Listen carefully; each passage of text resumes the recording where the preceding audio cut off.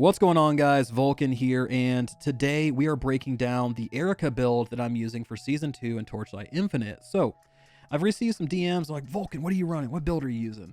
And I figured, you know what? Let's just talk about it. Let's just put the video out there. I'll walk through what I'm using. Now, a few disclaimers, okay? So, when I make builds, I don't make builds to try to like min-max and push meta and like just spend every like ounce and effort into a particular build.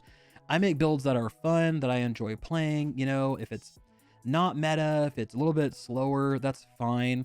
Because my big thing is I want to enjoy the game that I'm playing. And I found when I kind of go into those meta builds, it's not my play style. It's not as fun. So anyway, I'm just letting you guys know this is more of a starter focused video.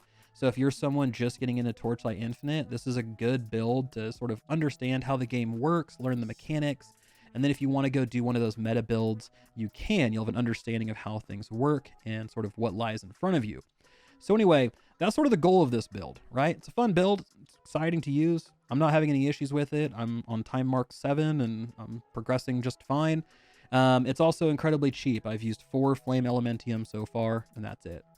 So anyway, guys, now that we know sort of what we're after here and what this video is going to be about, let's go ahead and let's jump in to these skills.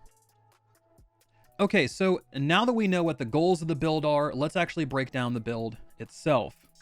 So to start, let's talk about the skills. So our main skill right now is Corrosive Throw. This is a horizontal projectile skill that deals erosion damage, and it does have a chance to multi-strike, which is why it works really well with Erica. So as for our supporting, we have added erosion damage to increase our base erosion damage. We have wind projectiles. We have erosion penetration to obviously penetrate through erosion resistance. We have critical strike damage increase. Because our crit is so high for this particular build, you're gonna be critting often, so having a crit strike damage increase just makes sense here. And then we have increased chance to multi-strike, which obviously works really well with Corrosive Throw, because whenever you multi-strike with Corrosive Throw, it's going to cause an additional projectile to spin out on the next attack. So this just increases the amount of projectiles you have without having to actually invest into a support for greater projectiles or lesser projectiles. So that's our Corrosive Throw. Next, we have our Compound Potion. I kept this one because, one, it does health and mana.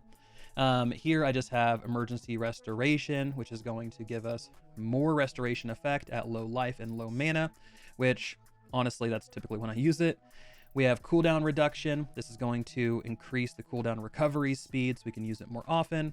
And then I have Berserk, which is going to reduce the duration of our compound potion. So we're not going to have a kind of heal over time for as long, but we get a 61% attack and spell critical strike rating increase while this particular skill is on cooldown. So whenever we use compound potion, when it's on cooldown, we're getting a attack and spell critical strike increase as well. So we're getting the bonus of survival with the health and mana recovery, and then we're getting a bonus attack and spell crit while it's on cooldown.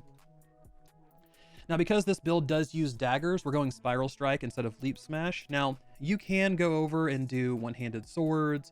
It's really sort of up to you. Again, this build is very flexible, but Spiral Strike is what we're going for here. This allows you just to dash forward. You're going to deal damage to enemies as you pass through them. The higher attack speed you have, the more times you deal damage. Again, this works really well with Erica because she's all about attack speed. Now, this does have a chance to wilt as a baseline, which is great because we have erosion as our damage for Corrosive Throw. And because things can wilt and we can reap on those things, having just an additional chance to add a wilt to a target is going to help greatly. Now, this also converts 50% of the skill's physical damage to erosion damage, so that's something to look out for as well. So we're getting a boost for Fizz and erosion. Then we add quick mobility onto this. This is going to increase the attack and cast speed for the skill as well as the cooldown recovery speed. So again, we're going to be kind of being able to use this pretty often, which is great. We have Hardened, so we're going to get additional damage for this skill, but we're also going to gain Hardened. Hardened is going to cause us to take 25% reduced damage. Now, this is going to be up, you know, for a very short period of time, but still, as you're fighting bosses, as you're fighting elites, and you're kind of clearing maps, using this and passing through enemies, you can keep this up pretty often. Then we have Periodic Burst. So this one is going to give us a buff whenever we use the supported skill every 6 seconds. The buff lasts for 2 seconds. That buff is going to give us an increase to our attack and cast speed. So again, this kind of just goes back into the whole overarching idea that Erica is built on multi-strike and attack speed. And because of those two things, we want to kind of lean into that as much as possible. Next is Resurrection Warcry. This is going to weaken nearby enemies as well as give you a heal over time. Now down here you can see we take reduced damage for each enemy that's affected, stacking up to 8 times, and we're going to weaken nearby enemies. Weaken is going to reduce the damage that they deal by 10%. Now, if you go up and we look, we have Armor Infusion, which is going to further increase our survivability. So whenever we use this skill and it goes onto cooldown, we're going to get a damage reduction as well. This stacks up to 4 times. Berserk we covered earlier, but it's the same thing here. So whenever this goes onto cooldown, we're going to get that attack and spell critical strike rating. Now I don't believe these stack, but it's just 2 different sources that you can get it, because I typically bounce between these. If I need mana, I'll use my compound potion. If I need health, I'll usually keep Resurrection Warcry up. And then lastly, we have Obscure. So Obscure is going to increase our blur rating and our blur duration. So blur is going to give increased evasion and a chance to avoid damage for every point of blur rating you have. So the cool thing here is as you go through and you're evading things and you're dodging things, you're going to build up blur. This will go ahead and further increase the effectiveness of that blur, which is great because Erica and this whole build that I have put together is heavy into evasion as well because we're stacking dexterity. And because of that, she dodges and evades things quite often, which is great for Obscure. So that's the reason we go for this one here. Then we're taking Efficient Cast. This is going to reduce the mana cost for the skill as well as increase the cast speed for the skill, which doesn't really matter because it's instant. Then we're going Defensive Layers. This is going to consume all of the charges when we use a skill, but it's going to give us a larger effect per charge consumed. We get an additional 2 charges, but we do have a longer cooldown, which is fine because we don't need to use this too often, only during boss fights or things where there's a lot happening. And then lastly, we have Extended Duration, which is going to increase the duration of Obscure, which gives us a greater chance at building up that blur. So for our passives, we're going to do Curse on Hit. So Curse on Hit is going to cast 1 linked curse when you hit an enemy with the main skill. Now our main skill is our Corrosive Throw. So whenever we hit an enemy with Corrosive Throw, we're going to trigger Corruption.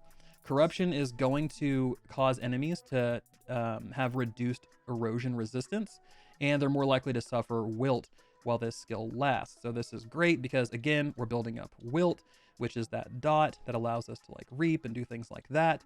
And they're also taking more erosion damage, which is what half of Corrosive Throw has. And then we're seal converging this one. So instead of sealing our mana, we're actually sealing our life. Now you could do this with our next one for Death Pact instead. It's truly up to you, kind of where you're at with your mana and your life kind of status. But again, this is going to just flip it over, and instead of sealing your mana or reserving mana, it's going to reserve life. So next up is Death Pact. So Death Pact is a really, really interesting skill. So it's going to trigger an Empower skill when the main skill, again, Corrosive Throw, hits an elite. So an elite enemy, rare monsters and bosses. So again, here you can see we have reduced recovery speed for this skill, reduced duration, increased status effect, which is great, and a 15% chance to refresh linked Empower skills on kill. So there are some negatives, but there are some positives. The thing with your Empower skills is they're actually called activation skills in the game. I'm not entirely sure why they kind of separate those and make them different. But for Death Pact, we're going with Fixate. This is going to mark enemies within a 10-meter radius and increase the chance to deal double damage for every enemy that's affected. Now this is great because again, we're multi-striking, we're hitting multiple enemies at once, and whenever we hit an elite or a boss, it's going to give us a chance to deal double damage, which will allow us to kind of clear them a little bit quicker. So this is something I think is fantastic, and it truly is one of those, once you get Death Pact, try to go for Fixate because it helps a ton. The next one we have is Bloodthirst. So Bloodthirst is going to increase our attack speed, movement speed, and we're going to gain an enlarged physique at the cost of taking damage over time while the skill lasts. And if you kill or hit an elite enemy, you have a chance to refresh the duration. You can see here, we get a 13.5% attack speed increase, an 8% movement speed increase. which with Erica, movement speed technically gives you an attack speed increase. We'll talk about that in a little bit, but that's something to keep in mind as well. And then you have a 100% chance to refresh the duration on kill, and you have a 10% chance to refresh it when you hit an elite, and you gain a 10% physique while the skill is going. It lasts for 3 seconds, and you're gonna take damage over time, physical damage equal to 2% of your max life and energy shield.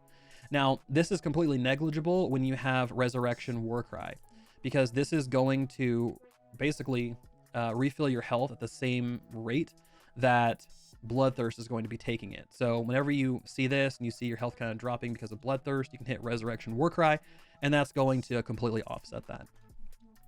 And then next we have Bloodbath, which supports Bloodthirst and Fixate. This just gives a plus 3.4% effect, stacking up to 10 times of these for as long as the skill lasts. So for Bloodthirst, as long as you're refreshing it and you continue kind of killing things and going, then you're going to see it get more and more impactful and more effective the longer it lasts. So Bloodbath is a great one to pair up with both of these as well. And then lastly, we have Cast on Critical Strike. So this I'm still kind of tinkering with and trying to find the right kind of things. I really like Cast on Crit, and I think it's something that we need to have, especially for a build that's as heavy into crit as we are. The first one I went with by default was Evasion, or Brisk Wind. So this is going to increase our evasion while the skill lasts. So each successful evasion grants 1 stack of buff that increases your movement speed. So we get plus 3,800 evasion while Brisk Wind is going, and we get a 4% character movement speed, and it lasts for 3 seconds. And this kind of kicks off all of the time because we're critting so often. So this is a both survivability as well as a movement speed buff. Now, because we're Erosion, I also have Shadow Swamp in here, not because of the damage, but because right down here, enemies in the Shadow Swamp are weakened, so they're going to deal less damage, which is going to give you a little bit more survivability. So truly that's all that's for. Yes, it's going to tick. Yes, it's going to apply wilt, which is fine. But at the same time, we're going to be weakening our enemies, which is going to allow us to survive a little bit longer, and we don't have to worry too much about trying to basically block every single point of damage that we're going to be taking. And then lastly, we have Vulnerability. So this is one, again, I'm kind of just swapping out and trying to see how things work.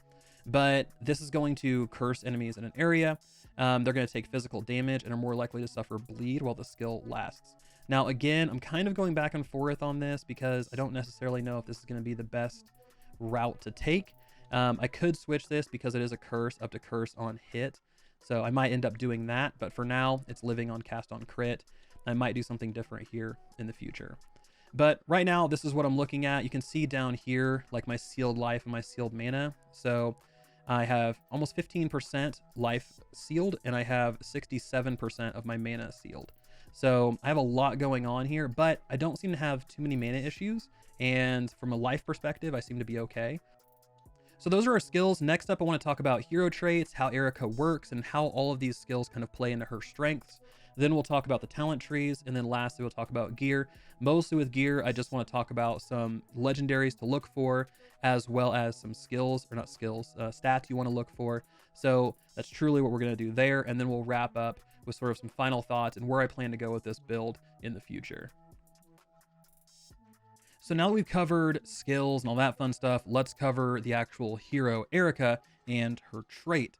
So she has a pretty interesting trait, and one that I think works really well. It's something I enjoy, but let's kind of break it down a little bit. So her first trait is Windstalker. Now you're going to gain Cat's Agility for 10 seconds after making 6 meters of movement. So Cat's Agility is going to give you plus 20% movement speed, which is great. And then it's going to take 200% of the increase to movement speed and also apply it to attack damage. So as your movement speed increases, the 20% gain of your movement speed is going to increase, and then you're going to take 200% of that increase in movement speed and apply it to attack damage. So essentially, as you build movement speed, you're also going to get extra attack damage that's going to help you deal more damage. So it's a pretty unique kind of combination, a little bit of synergy there, but it's something that's pretty interesting to interact with. Now, you can't gain Cat's Agility again by moving while Cat's Agility is active. You can see here, if you click on that, you get a little blurb there. And just to give you a kind of breakdown of what this is, it's this meter right down here. So as you run, it's going to fill up, then it's going to kind of tick down. And we'll talk about these numbers here in a second, but that's sort of how this works. So you see it doesn't fill back up outside of the numbers until it's completely empty. So let's go back into our hero trait. So breaking down our actual hero trait, this is going to look a little bit different if you haven't played any of Season 2 yet. They updated this screen and they added new gear called Relics and Memories.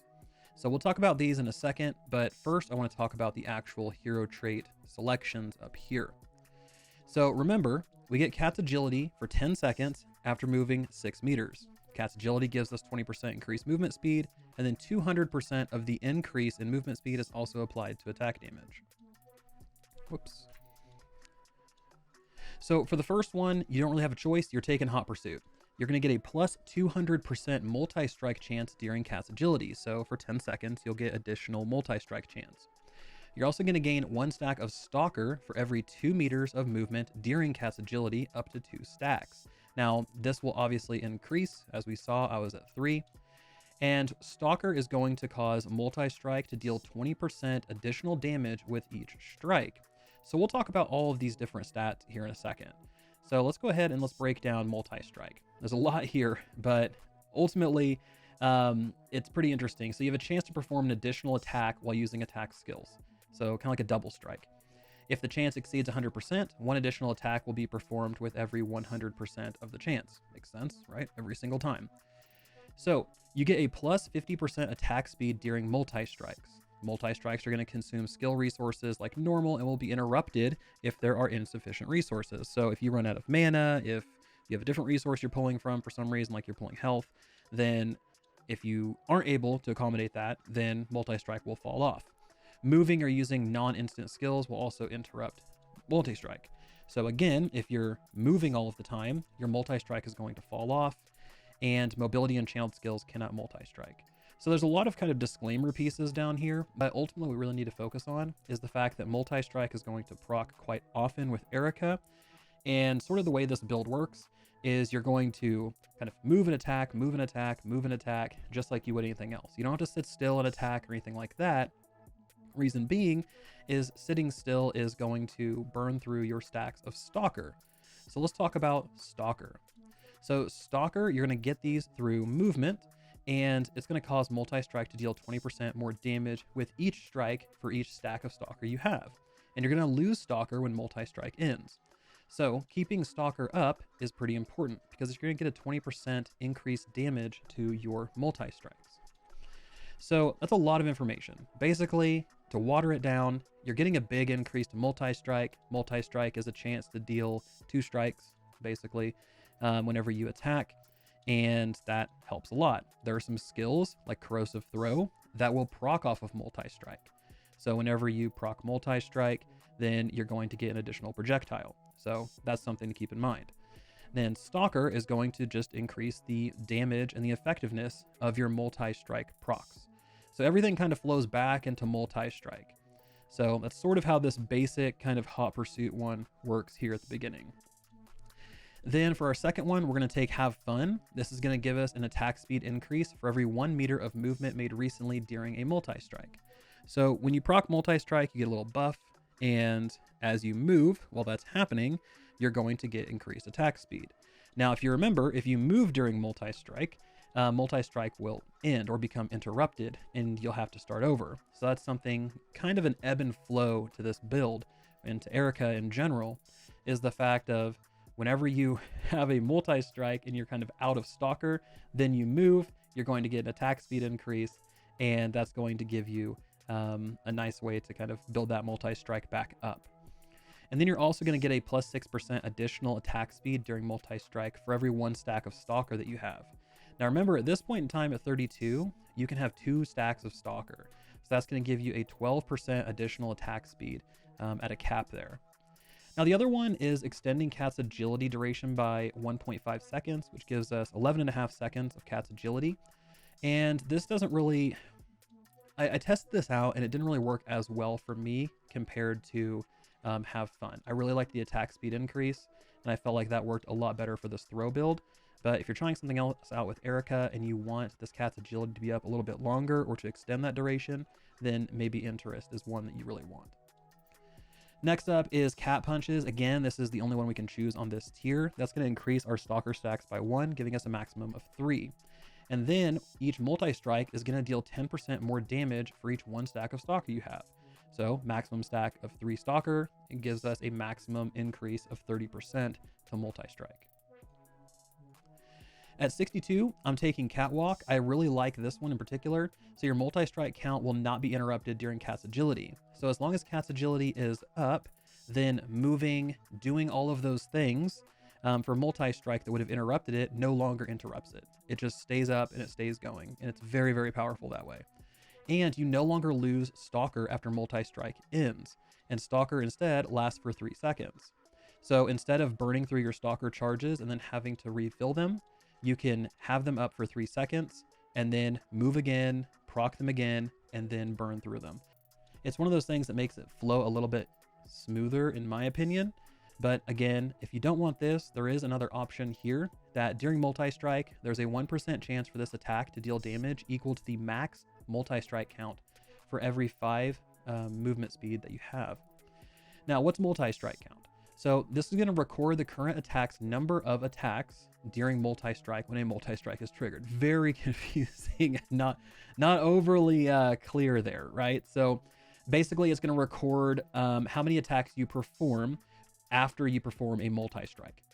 So you're going to perform multi-strike, it's going to give you the multi-strike buff.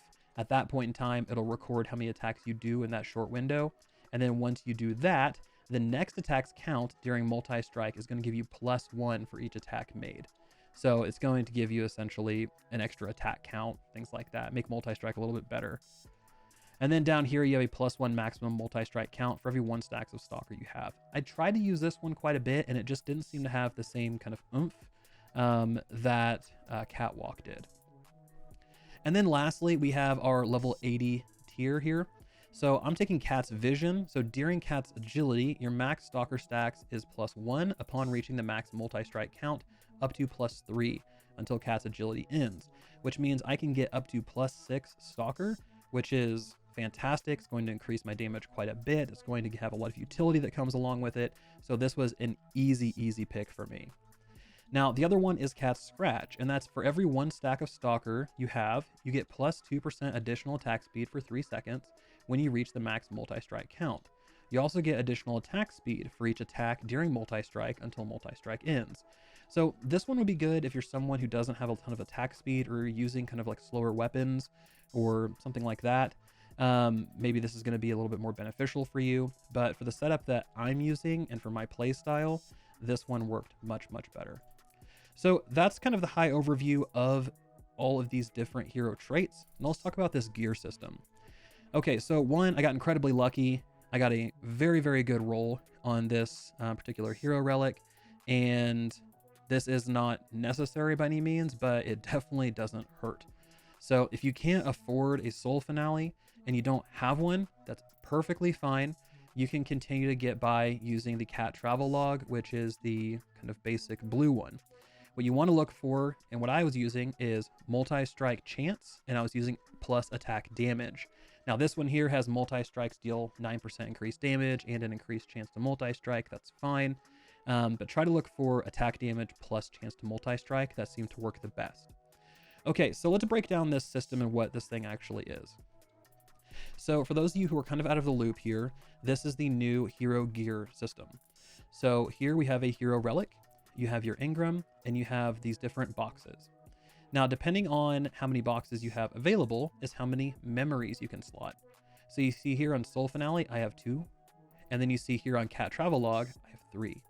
So if I go over and look at the memories here, I have 2 available slots out of these 5 to slot in memories.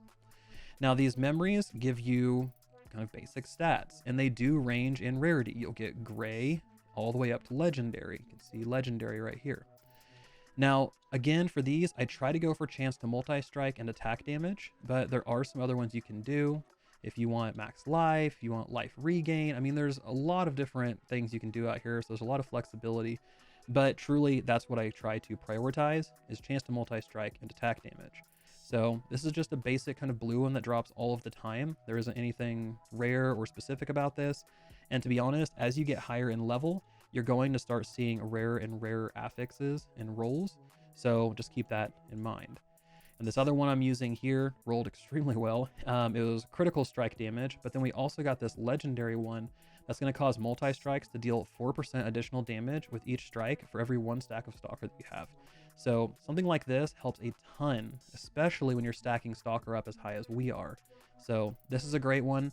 If you can't find any of these, you could always check the trade house, but they're probably going to be pretty expensive since this is a new system this year. So now that we've talked about hero traits, we talked about skills, let's talk about our talent trees really quick. Now, I'm not going to go through every individual node and explain why I took that one. I'm just going to show you guys the nodes that I did select, and then we'll break down the major nodes up here at the very top. So the first tree I took was Goddess of Hunting. Really? Because there's a lot of projectile increases here. There's a lot of attack speed, dexterity, all of those things. So this is a great tree to start out with, especially for Corrosive Throw, because those are projectiles. So again, we're just taking our damage buff here, going into extra damage.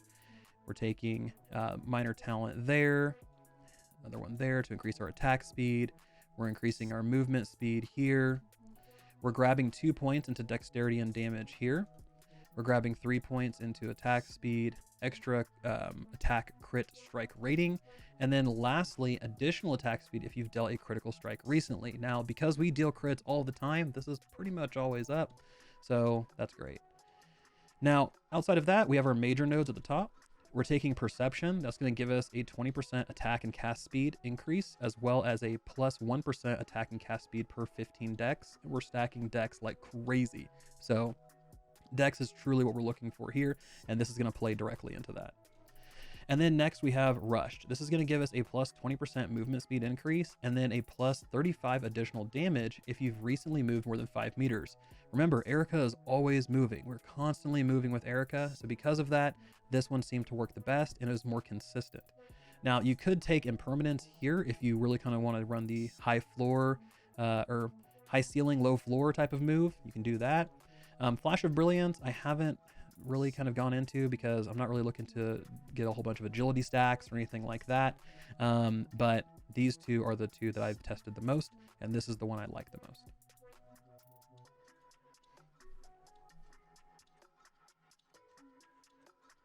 So next up is Marksman. Now again, this kind of goes into the projectile tree. So we're going to grab projectile damage here, evasion here. We're going to grab additional projectile damage here, max mana there, more evasion there. We're going to take extra dex and then max mana and mana restored on hit because you're going to burn through mana like crazy. Evasion per 20 dexterity. That's really important because we want Erica to evade all of the time. Then we're going to take extra crit, more extra crit, plus a nice knockback chance. Then we're going to take movement speed and evasion, extra movement speed and evasion, ranged attack speed, additional chance for ranged attacks to multi-strike, which obviously plays well into our build. We have projectile damage here. We have projectile speed here, +1 jumps. So for a horizontal projectile, which is what this is, it's going to cause that skill to jump to another target nearby, dealing reduced damage, but still dealing damage. And then we're adding +2 horizontal projectile penetrations, so extra pin.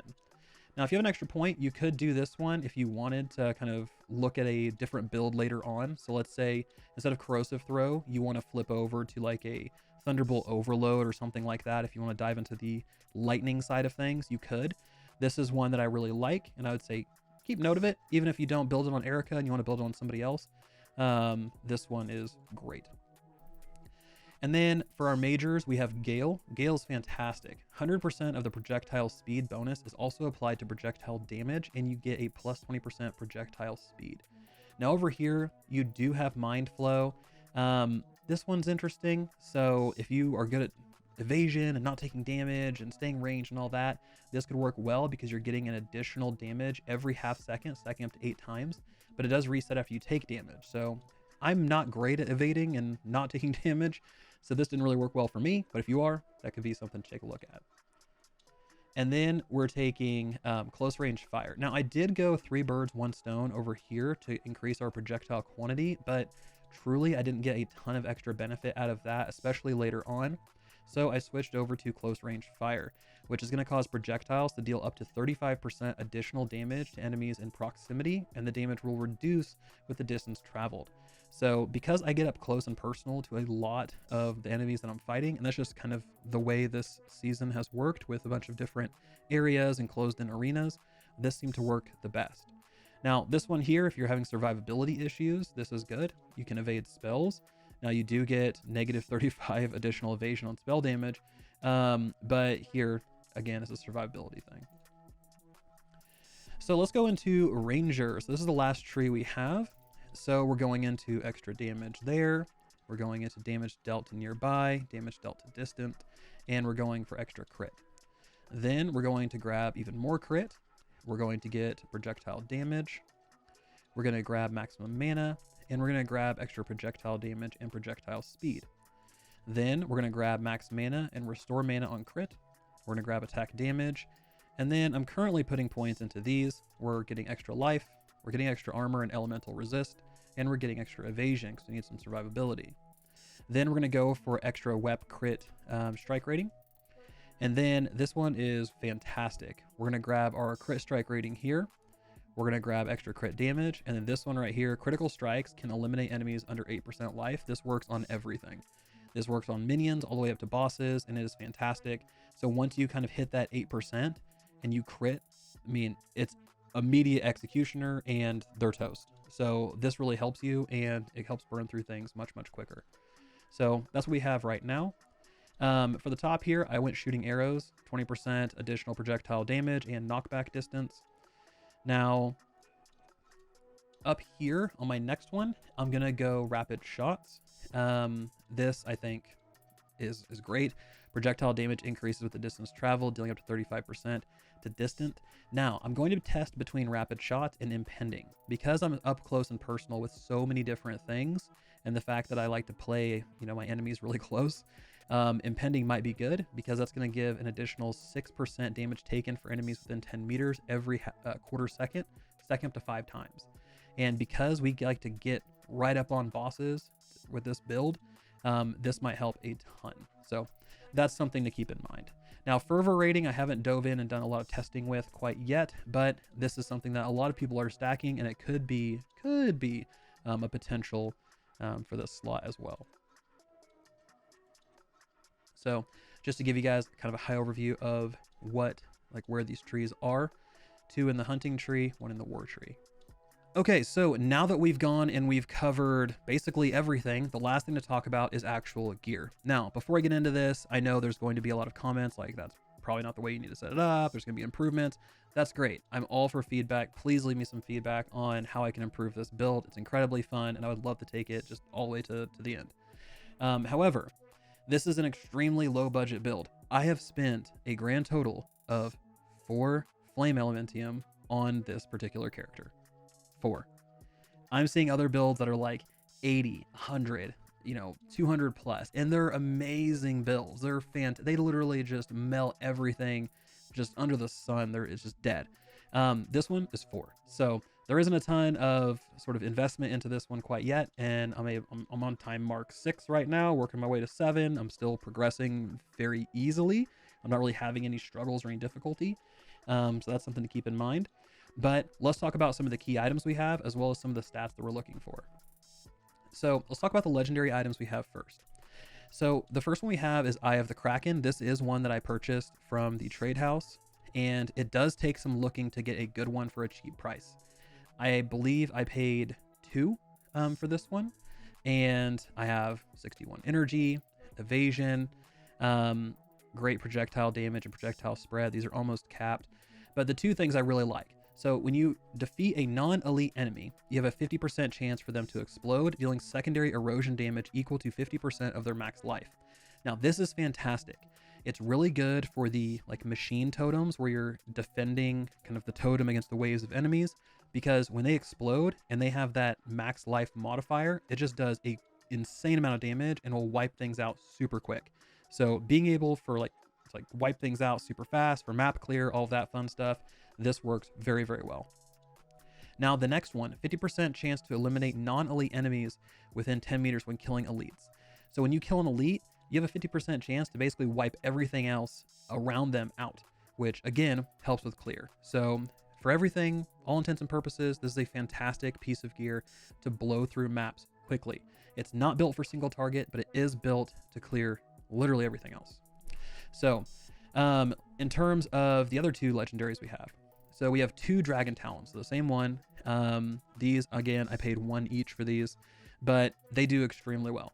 So gear physical damage, obviously that's not something that we're looking for. We're packing erosion damage right now, but Corrosive Throw does have some physical damage, so that is an increase for that skill.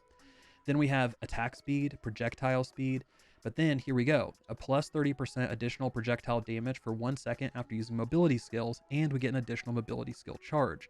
This is great because Spiral Dash is a mobility skill, and we use it all of the time. So that 1% or that 1 second kind of buff is always up, which gives us a constant 30% additional projectile damage. And because we use Spiral in order to kind of proc our defensive mechanisms, we're using Spiral through bosses all the time. And because of that, we're going to keep that buff up and increase our single target damage. So this is something that's great. If you can find one of these for cheap, I would. It's great. Same thing over here. This is just, I think, a little bit worse. But between the two of these, I'm pretty much set for a while. Now, in terms of like my rings and stuff, for these, I typically try to balance out damage and resists. Again, not exactly crazy right now. Gear isn't even close to min-maxed. You can see over here, I'm keeping this one because I really like that Reap.